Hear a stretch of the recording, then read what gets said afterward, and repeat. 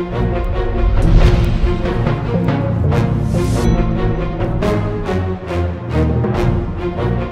up, it's your boy Roy Jones Jr. Right now you're checking out Lineal Boxing TV with Bertie. Don't miss it, the man is fantastic. He even tell you about, I mean look, he got the best looking guy ever boxed, the best fighter power ever, right here. Steve Bird, Lineal Boxing TV. Just introduce yourself to the camera. I'm Aaron Collins, 26 from Fleet, and I'm 4-0 at welterweight. Aaron, thanks so much for your time. Really lucky to spend time with you last weekend. Sam Horsfeld, Ultimate Boxer. Can you explain a little bit about that? Well, it's basically last weekend at the Ultimate Boxer 2, light heavyweights. Sam Horsfeld was my training partner at Frimley Boxing Club. He was in there with some of the best light heavyweights up and coming at the moment. You've got Shakan Pitters, Dex Spellman, Joel McIntyre, Sam Smith. They're all seasoned amateurs, they're all good pros, and he's come in at the wildcard 2-0, and boy did he take it to him. He nearly got him out there in the second, but he got caught with a big left hook at the end, and it's game over. But they're big boys. When they hit, you feel it. And it's three-minute rounds. It's fast, explosive. You can't leave anything in the dressing room. You just got to put it all out there, and sometimes it can go your way, sometimes it can't. It's one of those nights where the underdogs can come through. Like on the first Ultimate Boxer, you got the two underdogs in the final. It can go any way. It was a great night.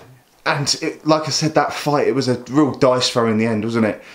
That was like a little bit of a mini Rocky in the middle. It was just... I reckon it was fight of the night. Yeah. Sam was losing, then Deck was losing, and then obviously Sam lost. It was good to watch, probably from the fans' point of view. In the corner, we were like on our seat. Yeah. But it was brilliant. It was a good night out, and Sam was alright, even though he hit his head on a table, and it was fine in the end. But thank goodness, right. And you got to take positives out of this. I did an interview. This is about 3 months back, and I was in New York, and I interviewed Adonis Stevenson's trainer, talking about the Bellew Jack fight, and he was saying Adonis showed him stuff that he'd never ever seen before, like getting hurt, getting rocked. And Sam Horsfield's done that after his second fight.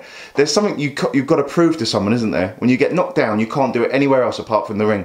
You get knocked down and get back up. He's shown that in abundance, didn't he? But he just showed that he can mix it with the big boys that are 12-0 with 8 knockouts. Yeah, he got knocked out and he didn't win, but he nearly got rid of him, winning the jab. He was boxing well on the back foot. Yeah, he was getting caught, but at that weight, when everyone's giving everything, there are going to be punches that are coming through. Not only at that weight, just the format as well, that three-minute rounds. You just have to start fast and take the risk. Fit. Yeah. Like, he could have done the 3 fights in one night. Like, it's a great format and a great show to be on, a great platform to get someone like him noticed. Because people like Shakan Pitters and that, they're all out there. They've fought on a mirror undercards. And then there's Sam Horsfeld. His last fight was with Bracknell. To come through and fight on that, Frimley Boxing Club, like a new club as it were.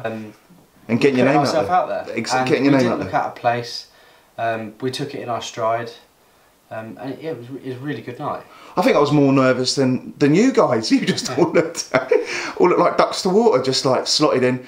And like you said, you're fighting in front of, there was Dave Coldwell walking about, Paddy Fitzpatrick, Don Charles, there was Malignaggi there, Hatton's talking about him, Anthony Crolla. It's fantastic to get your name out there. It's all good publicity. Yeah, well, his name's going out there, and as I said, the white collar background we had, we were fighting in venues like the Princess Hall in Aldershot and things. Sam's obviously used to the three-minute rounds because that's what it was when we used to fight unlicensed. So it wasn't like we were out of place. We knew what we were doing, and Matt knows what he's doing. He trains him specifically for what he needs to do, warms him up as well as he needs to be warmed up. He knows how to switch us on and to get us in the right frame of mind to be ready to get into that ring. Ignore those 2,800 people that were there that night for Sam, just be focused, and he was. Also, fair play to Matt Gordon as well to take that chance with him, and just a lot of people, like he said, oh, let's give him another 8 fights, 9 fights. Matt said to me afterwards, he'll learn more from that experience than he would in 10 fights. Just getting himself out there and just like I say, why not? Let's do it. Let's test ourselves. He had nothing to lose, did he? Right. He's going in at 2-0. If he goes through, well, he's just beaten someone that's 12-0 pretty much, a seasoned pro. All he's done is take experience from it to then go back and carry on with his pro career. I have a loss on his record, but it's it's like a prize fighter loss. It's course, nothing. All of it, it's a learning loss. It's not like he got stopped by a journeyman or anything like that. He's gone in there. Or got embarrassed and outboxed. He boxed well and he got caught, and that's boxing.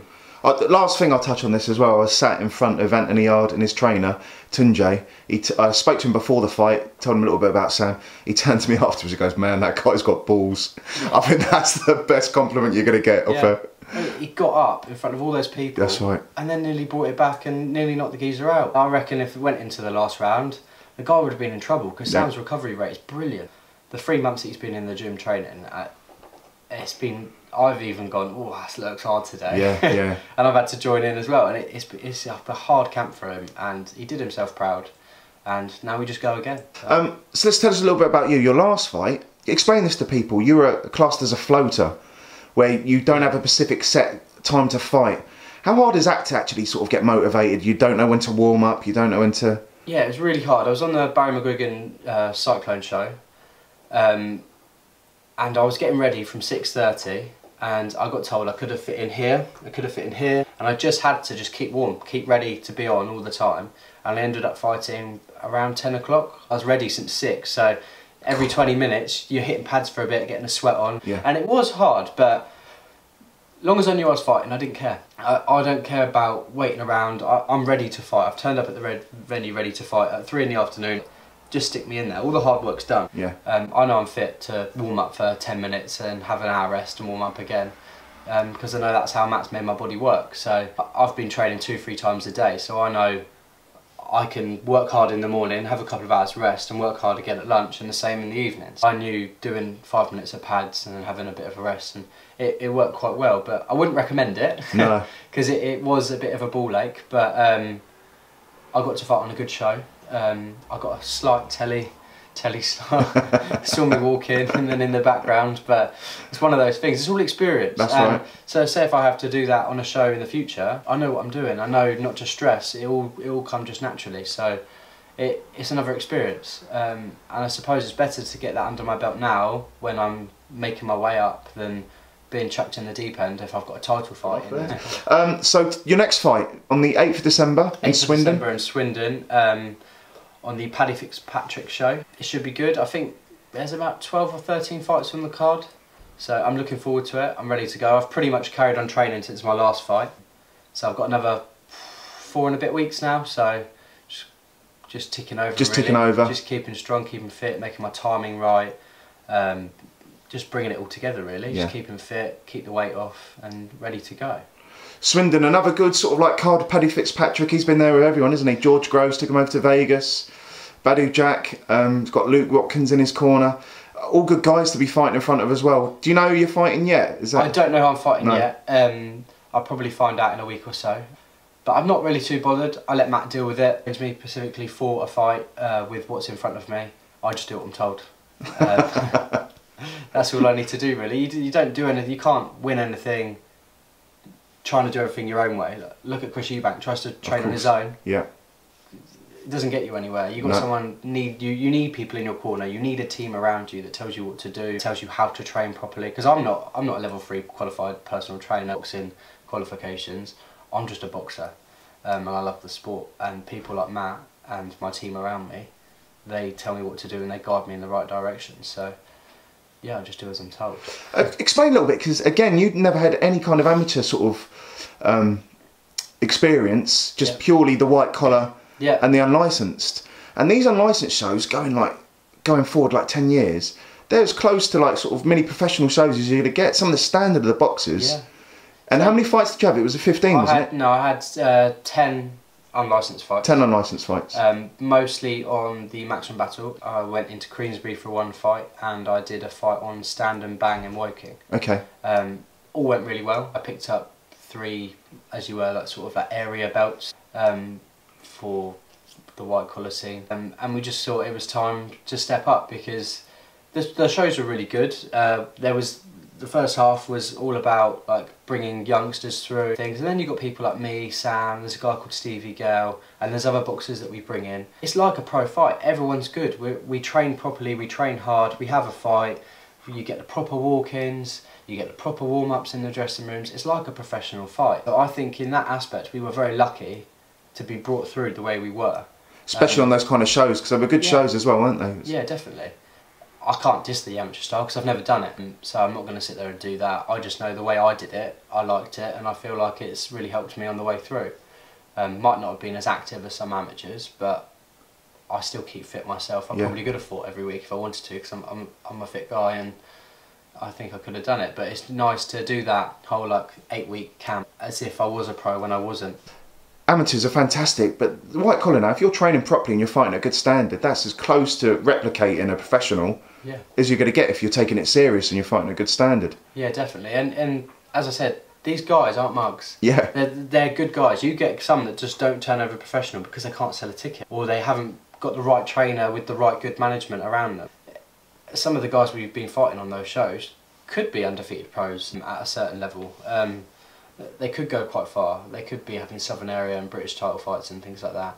But obviously they just don't choose that path. It was great to fight on, great experience, and I'm not going to knock it one bit. I think it was really good, really fun. All the fans enjoyed it, and it really did help us build a stable of fans to take over to the professional game, to help me sell 150 tickets a fight like I do, because otherwise, without them, without the fans, the support and the sponsors, I couldn't fight, because I've got a family and kids. I can't use my own money to fight and things like that. So it's a tough game. With the support around you and the right people, you can go far. When did you realise after fighting on these maximum battles, you thought, God, I could actually do this full time, I could be a pro, I could actually make a go of this?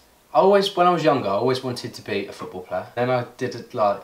What team do you support? I support Chelsea when I was younger. When I was younger, and then I played for Aldershot and Hampshire and things, the district teams, and I got injured, and I kind of fell out with the love for football. And I kind of just didn't support anyone, and I just liked watching good football. But I can't change teams, so I have to say Chelsea. Yeah, and then I went to do weights and things like that, and I thought it wasn't for me. And I went to watch a friend fight on Maximum Battle. I thought, I can do that. And I went and did it 4 years ago to this month. Oh, wow. I did it. It came up on my time up on Facebook the other day. So I've been training for 4 years now, and I think I've come on really quickly in that time. That's amazing, isn't it? 10 amateur fights, 4 professional fights for my 5th one. And yeah, I think I'm doing quite well. I've still got lots to work on, lots of improvements, but it's not that the team around me don't know how to build on. Yeah, so. What's your fighting style? You're very fit, aren't you? Style. I would say at the moment I'm more of a boxer. Matt's drilled it in me to work on the jab, come off the centre line and throw shots and work off angles. But he's also taught me to come forward and be explosive and really work the body, a bit like Conor Benn. I can change the style, but obviously I want to look good and I want to impress. So in my last fight, I really got on the jab and worked off the jab and threw straight shots and was to hit and not get hit. And in my last fight, I won it 40-36. He didn't hit me. I felt really comfortable, didn't really get a sweat on. I could have chased him around the ring like a headless chicken and knocked him out, but it wouldn't have done me any favours with my boxing. I would have just chased him and looked sluggish, or I could have just sat back and worked off things that I wanted to learn from. And that's what I've done so far.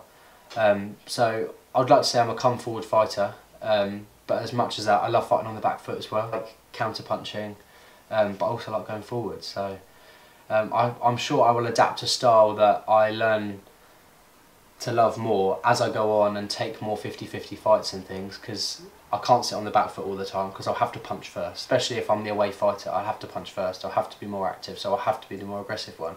But sometimes if I know I've got that bit more skill, I can sit on the back foot and I can pick them off. So it's nice to know that I can do both and trained to do both.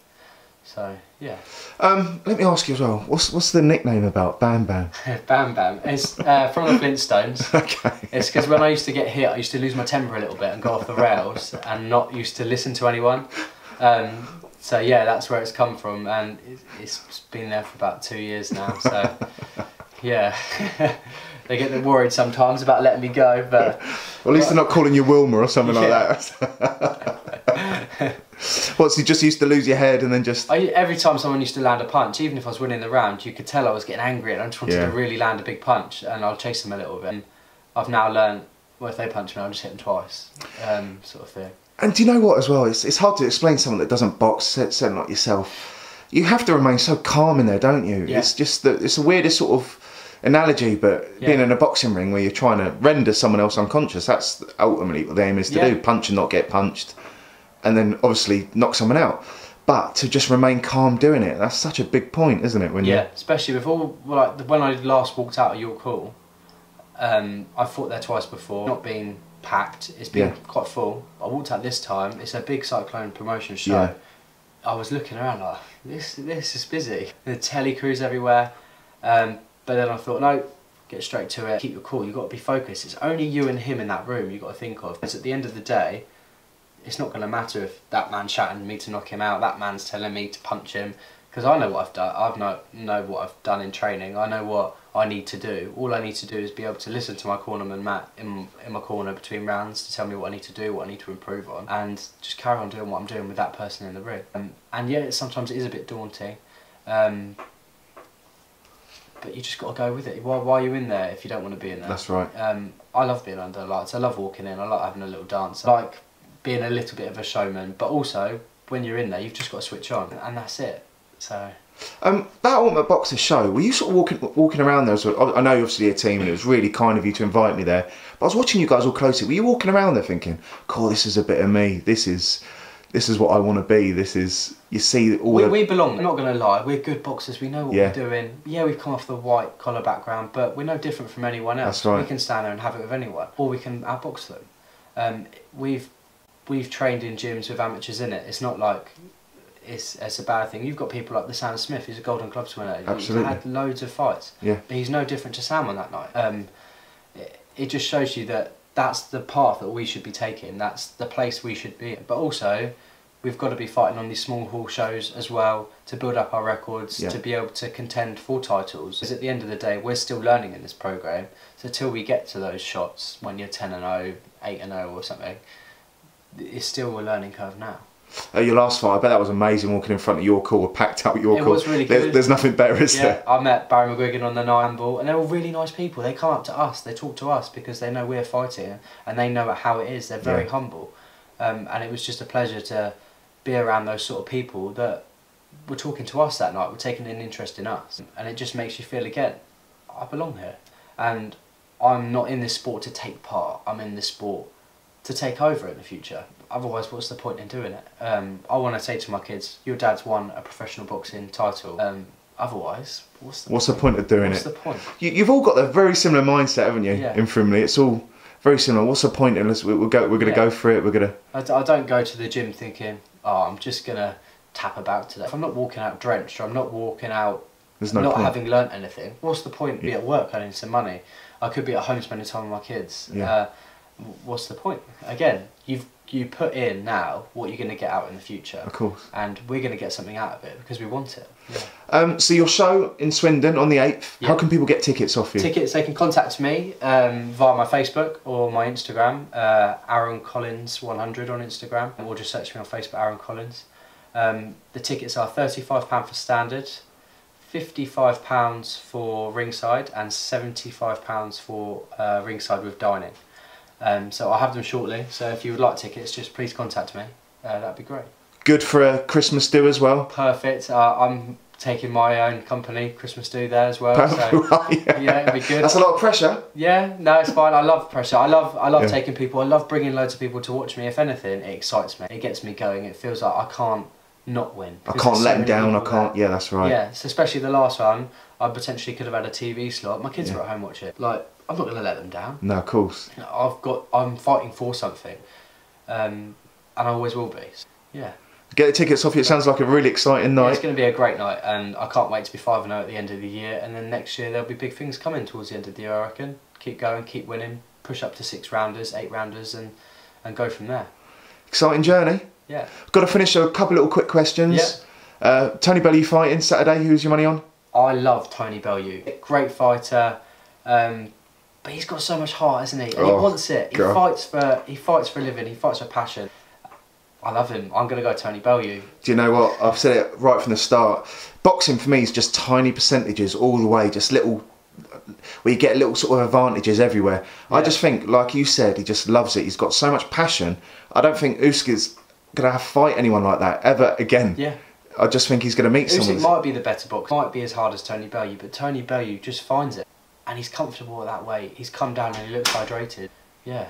Good one. Then we've obviously got Deontay Wilder, Tyson Fury. I think Tyson Fury is too much of a problem. Deontay Wilder is very wild, but Tyson Fury is very unorthodox, and he moves like a middleweight at heavyweight, and he always fights to who's in front of him. He could fight someone bad, he'll fight bad, but he'll still win. He'll fight someone good like Klitschko, and he'll make him look rubbish. I think he's going to turn up against Wilder and make him look silly. To hit and not be hit, and that's what he does. And last but not least, you've got Rocky Fielding fighting Canelo Alvarez. The size difference is massive. Fielding's massive. Have you seen the pictures of him in the actual... Yeah. Again, Fielding, what a great fight for him. Potentially, he's not the underdog here. He's a big, strong man. He's got a world title. But Canelo, he's just a bit of a beast, isn't he? And he wants to make waves in the sport. But shouldn't he have not fought Callum Smith? Fair play to him. He's going to go and earn some money, potentially defend his belt against the best middleweight of this era. I'm going to go Rocky Fielding. Wow, that's, you know, I'm lucky enough to be going out to watch it. It's like for me, it's like an 80-20 fight, but I think Rocky Fielding is going to catch him. Yeah, at some point in the fight, he's going to catch him, and he's just been cut so badly against GGG. You never know if that cut could open again. There's so many variables to this fight. I think if he keeps his boxing and outboxes him and doesn't let him in, which is hard, obviously, against Canelo, but he'll win on points, I reckon. Yeah. So we'll see. Yeah, really good way to end the year. Yeah. You'll be hopefully 5-0 into the new year. We'll catch up again. Grab your tickets off him, guys. It's going to be use it as a Christmas do. Yeah. It'll be a really, really good night. Great night. Brilliant. Thanks so much for your time. Anything else you want to add? No, thank you very much. And thanks everyone for supporting me. Good man. Lovely. Thanks for your time.